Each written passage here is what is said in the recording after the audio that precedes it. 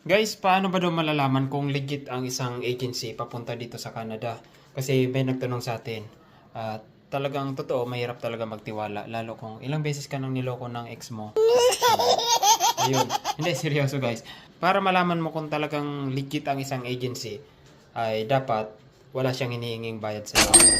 At ang pangalawa ay syempre dapat meron siyang physical building o yung establishment. So puntahan mo, yun ang pinakasigurado na maipapayo ko sa inyo na puntahan nyo. Mas maganda talaga na makita nyo yung office nila, kung nagrerenta lang ba sila, o yung mismong building nila, kung talagang sila ay legit. So, yan lang yung para sa akin kasi yan yung ginawa namin. Dahil nagsubok din ako sa mga online at may mga legit naman talaga sa online. Pero kung ikaw nga, tulad ko dati, wala naman akong kaalam-alam kung paano ba malaman